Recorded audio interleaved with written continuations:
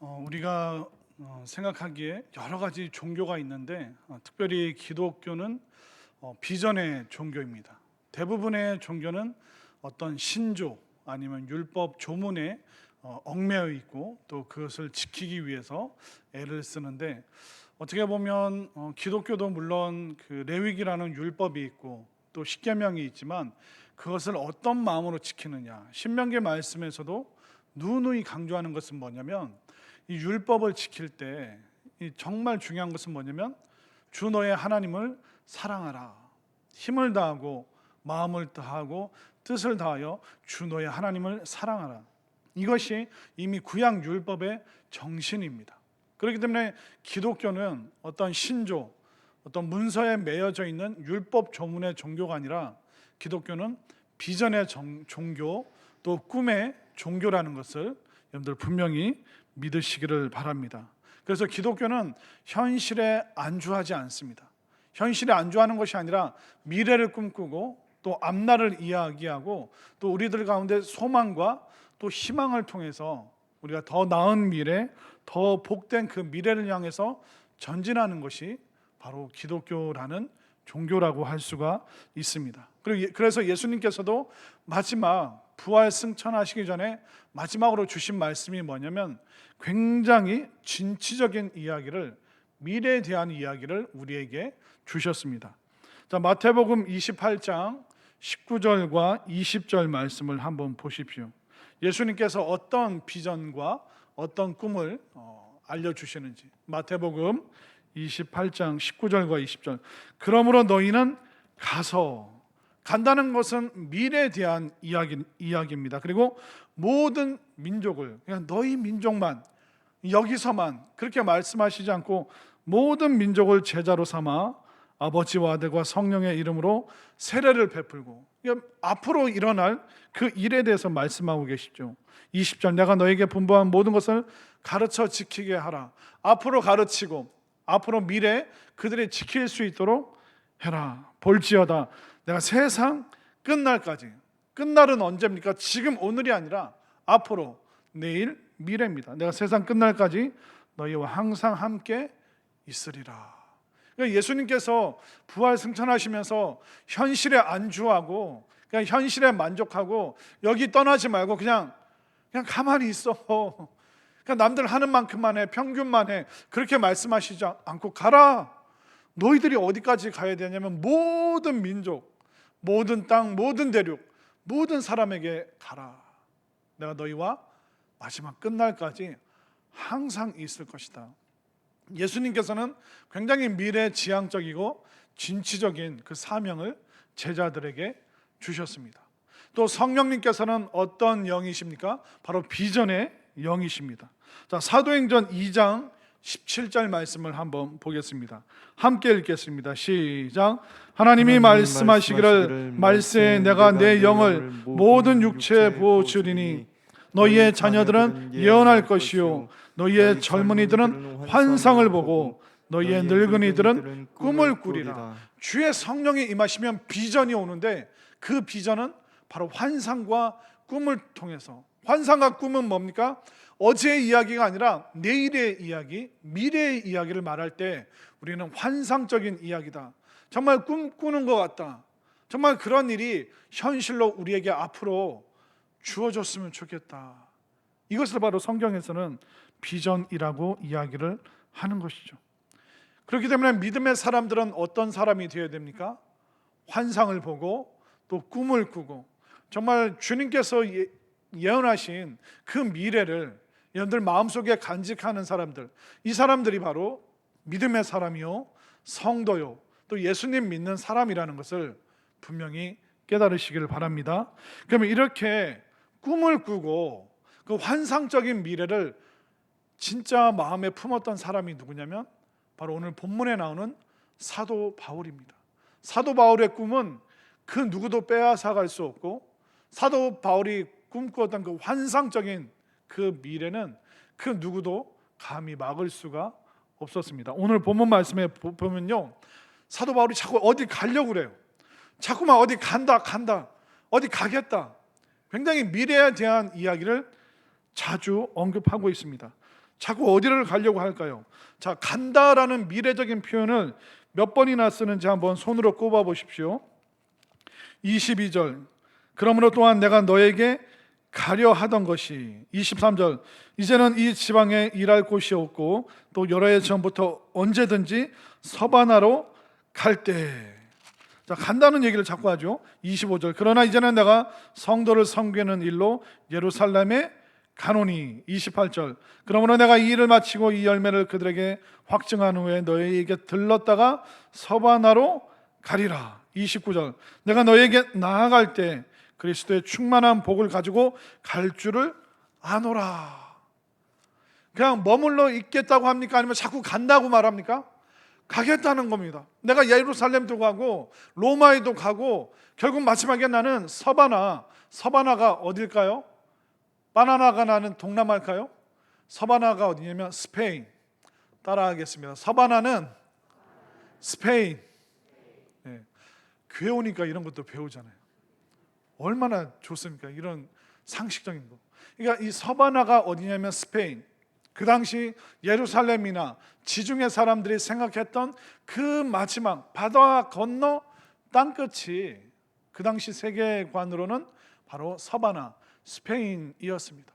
그러니까 모든 민족으로 땅끝까지 이르러 내 증인이 되라. 이 예수님의 이 환상적인 비전을 품은 사람이 바로 사도 바울이었고, 그 막을 수 없는 그 꿈을 가지고 힘있게 자꾸 가려고 하고, 예루살렘, 로마, 나 마지막 스페인까지 간다. 나는 계속 멈추지 않고 끊임없이 나는 전진하는 인생을 살겠다. 이게 누가 가능하다고요? 바로 비전, 꿈, 환상, 미래를 품은 사람만이 이런 이야기를 할 수 있는 것입니다. 그렇기 때문에 우리가 꿈과 비전이 있잖아요. 그러면 가슴 벅찬 인생을 살 수가 있습니다. 저도 제가 아는 약사 부부가 계셨습니다. 이 약사 부부가 필리핀으로 이제 단기 선교 이렇게 갔다 오시더니 한 몇 년을 고민하시다가 이분들이 5년 동안 약국을 접고 어떻게 하셨냐면 필리핀으로 5년 동안 단기 선교 평신도 선교사로 헌신을 하신 거예요. 그래서 이제 식사 자리에서 물어봤죠. 아니, 약국 잘 운영하시다가 부부가 왜 갑자기 필리핀으로 가려고 하느냐 여쭤봤더니, 그분들이 필리핀 가서 선교사님들 보니까 너무 수고하고 애쓰시는데 너무 안타깝고 불쌍하더라는 겁니다.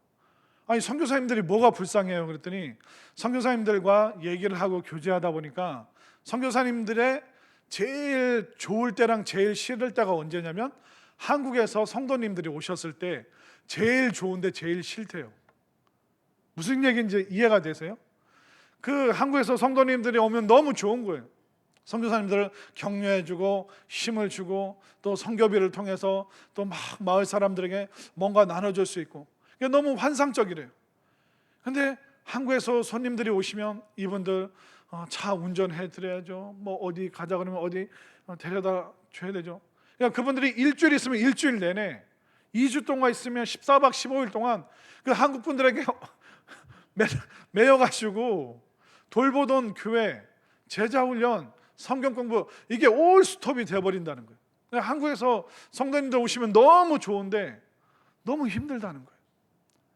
그러니까 그 현실을 이렇게 쭉 보더니 이 약사 부부가 그러면 그 아내분이 남편에게 당신이 대형 면허를 따라. 그러면 한국에서 10명이 오든 20명이 오든 25인승 콤비 있으면 거기에 그분들 태워서 선교사님이 가라고 하는데 당신이 데려가고 가이드해주고 안내해주고, 그러니까 당신이 운전수 선교사로 5년만 저 선교사님 도와드리면 선교사님이 힘있게 사역하고 또 한국에서 지원을 받아서 교회를 세우고 또 학교를 세우고 또 고산족 사람들을 도와주고, 5년만, 우리 인생에 5년만 한번 딱 잠시 멈추고 헌신하자. 여러분들 한 5개월만 다녀오실 분, 저 혼자 지금 손 들었잖아요. 그러니까 우리가 이거 시킨다고 되는 게 아닙니다.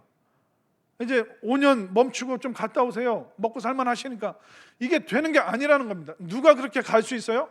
꿈과 비전과 정말 하나님께서 주시는 그 환상적인 마음을 품은 사람만이 헌신하고 또 하나님을 위해서 자기 자신을, 자신의 몸을 다 드릴 수 있는 것입니다. 이 강제로 순번대로 하자 그래도 절대로 안 합니다. 꿈과 비전과 환상이 없으면. 그런데 하나님께서 그 꿈과 비전을 주시니까 현실을 벗어나서 5년 동안 거기에서 운전수 선교사로 헌신하는 그런 안수 집사님, 권사님 대회. 결국 이건 하나님이 하시는 거죠. 그들은 부부 마음 가운데 꿈과 비전을 주셨기 때문에 결국 꿈과 비전이 있는 사람은 누구도 막을 수 없는 거예요. 누구도 막을 수 없을 뿐만 아니라 그 꿈의 열매는 너무나도 귀하고 천국에서 가장 빛나는 열매가 되는 것인 줄 믿으시길 바랍니다. 그리고 우리는 그 유럽의 기독교가 많이 죽었다고 하는데 사실 그 독일에도 굉장히 유명한 부흥사 목사님이 계십니다. 라인하르트 본케라는 목사님이 계신데 이분은 이제 독일 사람인데 그 남아프리카 공화국 가서 선교사로 이제 사역을 했습니다. 근데 그 남아프리카 공화국 그 주변에 레소토라는 작은 지역이 있는데 그 지역을 담당하는 독일 선교사였습니다. 근데 밤에 잠을 자면 계속 하나님이 꿈의 환상을 보여주시는데 무슨 꿈을 꾸고 무슨 환상을 봤냐면 아프리카 대륙 전체가 예수님의 보혈로 뒤덮이면서 아프리카가 정결해지는 그 환상을 잠 잘 때마다 계속 그 꿈을 하나님께서 불어넣어 주시는 거예요. 그래서 주변 동료 선교사들에게 하나님께서 나에게 매일 이런 꿈과 환상을 보여주신다. 하나님께서 뭔가 엄청나게 큰 일을 우리에게 부어주실 것 같다. 함께 기도했으면 좋겠다. 그랬더니 주변 선교사님들이 꿈 깨. 아프리카 대륙 전체가 부흥을 한다고? 전체가 전도를 받고 복음을 받아들인다고? 안 돼. 우리 세대 때는 이거 안 돼. 불가능해. 그냥 하던 거 해. 우리 100년, 200년 독일의 유럽의 그 선교 그 방식대로 시스템 안에서 벗어나지 마. 자꾸 이상한 거 하려고 하지 마. 그냥 하는 대로 하자. 그런데 이 라인하르트 본케 목사님 가운데 계속 하나님께서 꿈과 비전을 주시니까 뭐 1명, 2명, 많으면 5명 데려놓고 신학 교육하고 이런 거에서 이분이 최초로 남아프리카 공화국에서 부흥 집회를 연 거예요. 그래서 부흥 집회를 여는데 10명 모이고 100명 모이고 그러다 기적과 은혜와 축복이 넘치니까 나이지리아에서 초청을 받아서 갔는데 나이지리아에서 몇 명 모였냐면 50만 명 모였습니다. 대전 시민이 150만 명인데 대전 시민 3분의 1이 들리지도 않는 저 먼 곳까지 꽉 채워서 아마 올림픽 주 경기장도 5만 명 아니면 10만 명일걸요. 근데 그 아프리카 땅 스피커나 여러 가지 기계 시설이 열악함에도 불구하고 은혜를 사모해서 나이지리아 사람들이, 그러니까 라인하르트 본케 목사님은 거의 이 아프리카 땅에서 사역을 하셨는데 2019년도 한 3년 전에 79세의 나이로 이제 하나님의 부르심을 받으셨는데 그 전까지 독일 목사님인데 유럽 땅에는 더 이상 뭐 은혜가 없다, 교회가 없다 생각하는데 그렇지가 않습니다. 여전히 하나님께서 주시는 그 환상과 꿈을 가지고 정말 멋진 미래를 꿈꾸면서 그 복음의 꿈, 정말 열방이 구원받는 예수님의 복음 안에서 정결하게 되는 그 꿈을 꾸는 그 누군가가 있기 때문에 그리고 그 꿈을 품고 미래를 향해서 남들은 하지 마, 안 돼, 하던 대로 해, 그냥 말 좀 들어. 그러나 꿈과 비전이 있는 사람들은 계속 전진하고 나갈 수밖에 없는 것이죠. 그렇기 때문에 기독교는 뭡니까? 바로 꿈의 종교라는 겁니다. 비전의 종교고 또 현실 안주가 아니라 힘들어도 고생스러워도 고난이 있어도 핍박이 있어도 미래를 향하는 것이 바로 우리의 DNA이고 우리의 본질이라는 것을, 본성이라는 것을 여러분들 분명히 믿으시기를 바랍니다. 이 꿈과 비전은요, 우리의 신앙생활뿐만 아니라 우리 일상 속에서도 꿈과 비전이 있으면 하나님께서는 그 꿈이 작동하도록, 그 비전이 신앙의 영역뿐만 아니라 우리 삶의 전체 영역에서 그 비전과 꿈이 작동하도록 이미 우리에게 주셨습니다. 하나님께서 온 세상 만물을 만드시고 사람들에게 주신 축복이 무엇입니까? 생육하라, 번성하라, 땅에 충만하라. 점점점 향상되는 그 삶을 하나님께서 복으로 주셨어요. 그런데 그 복을 마음에 품고 꿈꾸고 비전을 가지고 있으면 일상의 영역이든 신앙의 영역이든 우리의 삶을 점점점 변화된다는 것을 여러분들 꼭 깨달으시길 바랍니다. 제가 미국에서 인도 목사님을 모시고 제 아내랑은 라스베가스 여행도 못 가봤는데 인도 목사님을 모시고 남자 둘이 라스베가스 이제 그 한국 관광버스를 타고 여행을 한 적이 있는데 진짜 제가 깜짝 놀랐습니다. 진짜 라스베가스는요, 사막 4시간 5시간을 차를 타고 가다가 그 사막 중에 갑자기 짠 하고 어마어마하게 화려한 그 도시가 딱 앞에 보이는데, 그 사막에 이런 도시를 짓겠다라고 꿈꾼 사람이 누구냐면 하워드 휴즈라는 사람입니다. 그 콜로라도 강에 그 1950년 60년대 때 그 미국의 경제 대공황 때문에 정부에서 계속 여러 가지 사업을 만들어냅니다. 그래서 후버 댐도 만들고 무슨 댐도 만들고 이제 콜로라도 댐도 이제 큰 호수 곁에 이제 만들었는데, 그 댐 종사자들을 위한 그 동네가 라스베가스라는 허름한 하숙 민박, 급조된 그런 판자촌 같은 동네였습니다.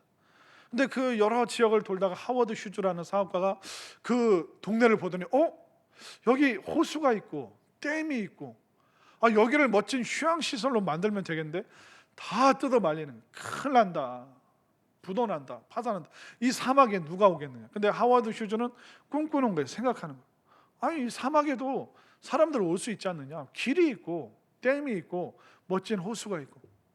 그래서 제가 LA에서 그 라플린이라는 도시에 먼저 가서 하룻밤 자고 그 다음날 둘째 날 라스베가스를 가는데, 라플린이라는 도시, 우리 성도님들 꼭 한번 가보십시오. 제가 이제 꿈꾸는 게 뭐냐면 우리 그 성산구역 어르신들 모시고 라플린이라는 데를 가보고 싶다. 제가 언제 갈 거냐면 대전 복합터미널에서 라스베가스 가는 버스 생기면 그때 제가 어르신들 다 모시고 갈게요. 우리 권사님들 오래오래 사시길 바랍니다. 진짜 제가 그걸 꿈꾸고 있어요.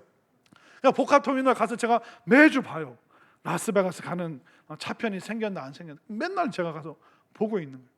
근데 그 라플린이라는 도시를 갔는데 진짜 여기도 사막을 뚫고 갔는데 강이 있습니다. 콜로라도 강의 밑에 쪽인데 그 강 주변이 진짜 오아시스 동네처럼 얼마나 시원하고 얼마나 쾌적하고 멋진지. 그러니까 저는 그 라스베가스 가기 전에 라플린에서 은혜를 다 받은 거예요. 그 강가에서 이렇게 그 커피숍에서 이제 턱을 걸치고 팔꿈치를 걸치고 석양을 보고 강이 있고 강 속에서는 막 어마어마한 잉어들이 넘실 이제 헤엄치고 있고, 그 인도 목사님이랑 보면서 너무 아름답지 않냐고. 인도에는 이런 거 없다고. 그 사막에 이런 곳이 있다니. 정말 성경 말씀대로 사막이 샘이 흐르고 사막에 꽃이 피고 사막에 나무가 우거지다니. 그 목사님이랑 둘이 은혜 받아가지고 거기 라플린에서 굉장히 저희들은 감격적인 그런 시간을 보냈던 기억이 납니다. 하워드 휴즈라는 사람이 꿈을 꿨기 때문에 그 사막에 어마어마한 도시가 세워진 것입니다.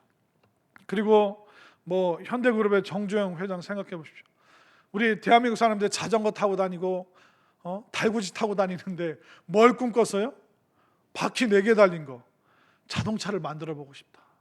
그리고 우리나라 돛담배 띄우고 다닐 때 거대한 선박을 만들어서 우리나라 제품을 수출하고 싶다. 꿈꾸니까 어떻게 됐습니까? 사람들은 다 말렸지만 지금 우리나라 그 혜택을 어마어마하게 보고 있지 않습니까? 그리고 지난달인가요? 인공위성 띄우자. 그 되겠느냐 했는데 결국 어떻게 됐습니까? 누리호가 결국 쫙 대기권을 뚫고 우주에 인공위성이 이렇게 쭉 지금 움직이고 있지 않습니까? 그리고 어제는 어땠습니까? KF-21이라고 그 우리나라 국산 전투기를 하늘에 드디어 띄웠습니다. 근데 그게 20년 전에 꿨던 꿈이에요. 그러니까 2002년도에 우리나라 전투기 만들자 했는데 그게 그 꿈이 언제 만에 이루어졌어요? 20년 전에. 그런데 그 꿈을 그냥 사다 쓰자. 우리가 뭘 그걸 만드냐? 하늘에 그걸 띄울 수 있겠느냐? 아마 그 꿈을 막았으면 그 누구도 전진하지 못했겠죠. 그 꿈을 막았다면 그 하늘에 그게 떠 있는지를 우리가 볼 수가 없었을 겁니다. 생육하라, 번성하라, 땅에 충만하라. 이것은 모든 인류에게 주신 하나님의 첫 번째 복이라는 것입니다. 이 하나님께서 주시는 이 꿈과 비전, 이 환상적인 이야기를 품은 사람마다 정말 사도 바울처럼 고난도 이겨내고 현실도 이겨내고 정말 복되고 아름답고 멋진 미래를 향해서 나아갈 수 있는 그 놀라운 능력이 여러분들 마음속에 꿈과 비전을 통해서 하나님께서 주시는 그 소망을 통해서 이루어질 수 있게 되기를 간절히 소망합니다. 패배자는요 맨날 과거 얘기해요. 아 옛날이요. 그런데 평범한 사람은 현재만 얘기합니다. 아 지금도 충분해. 이거면 됐어. 그러니까 평범한 사람은 늘 현실을 얘기합니다. 그리고 안주하길 원하죠. 그러나 위대한 사람은 어떻습니까? 미래를 말합니다. 된다. 할 수 있다. 안 되면 다음 세대가 하면 되고 뭐 하다 멈추면 우리 애들이 이어서 하면 되지. 아, 우리 할 수 있다.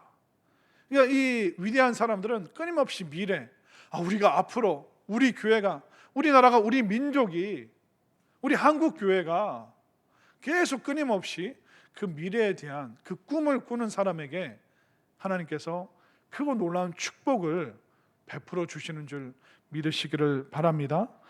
그래서 하나님께서는 계속 우리가 꿈꾸게 하시잖아요. 우리가 차지할 마지막 영토가 어디입니까? 하나님 나라, 천국입니다. 이스라엘 백성들에게는 가나안 땅이 있었지만 우리에게는 뭐가 있습니까? 하나님 나라, 그 천국이 우리에게 있는 것이죠.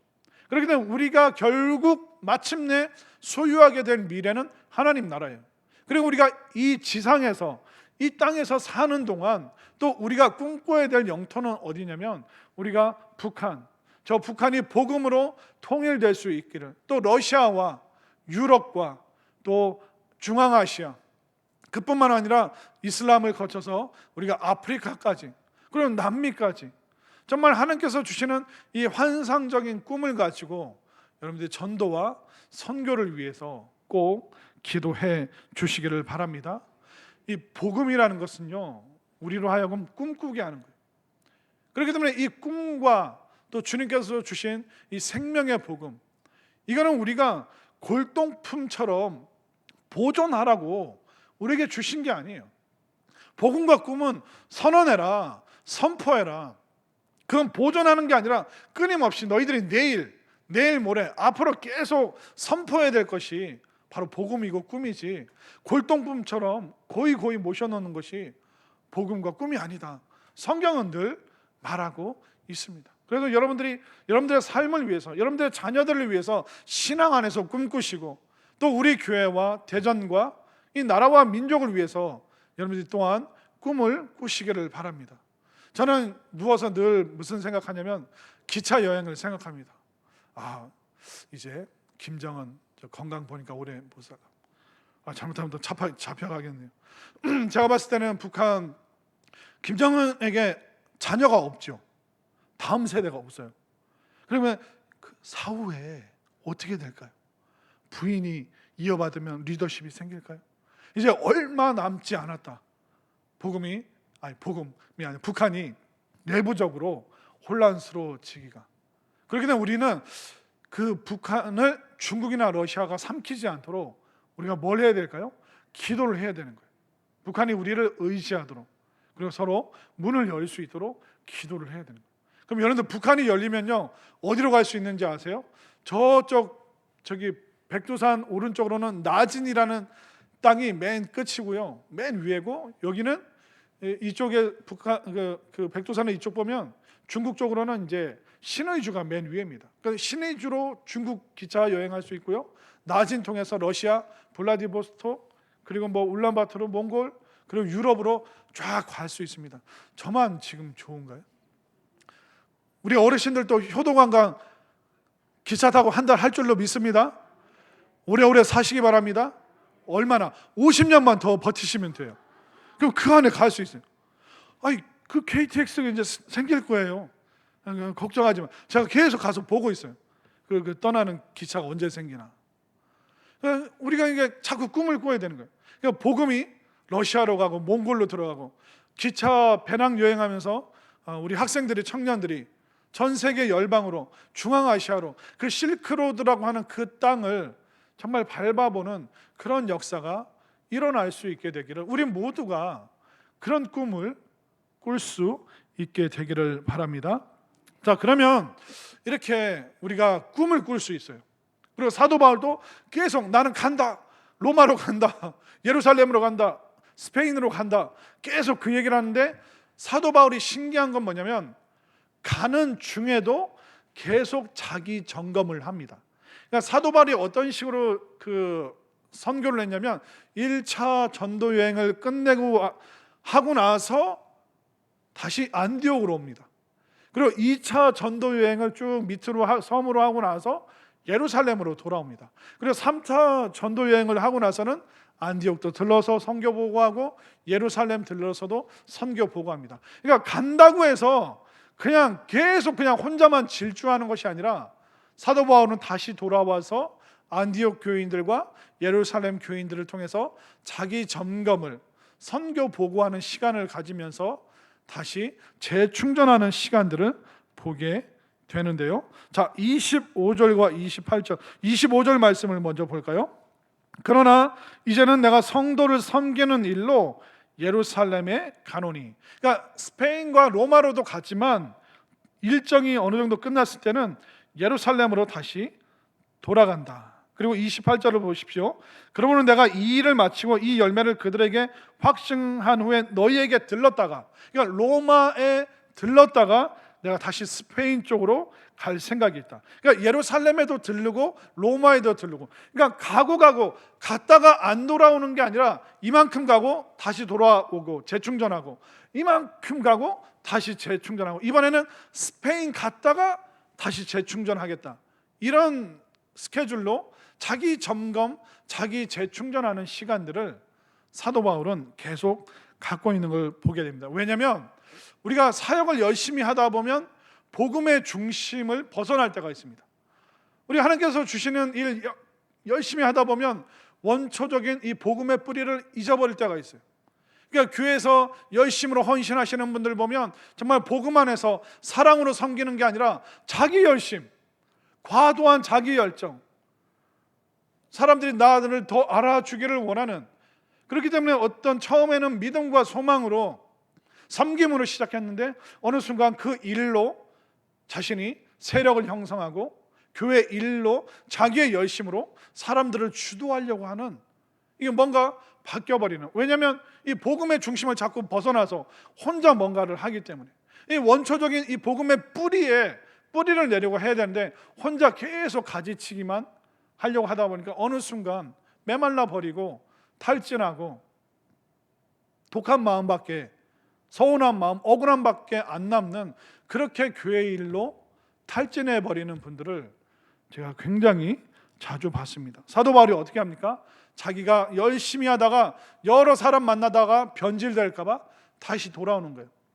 로마의 그 휘황찬란하고 최고의 그 앞서간 문화에 젖어버리고 변질될까 봐 다시 예루살렘으로, 처음 세워졌던 그 안디옥 선교지로, 그 처음 마음과 복음의 원뿌리를 찾아서 갔다가 다시 돌아오고, 조금 더 멀리 갔다가 다시 돌아오고, 저기까지 갔다가 다시 돌아오는 자기 점검과 자기 재충전의 시간을 그는 놓치지 않았습니다.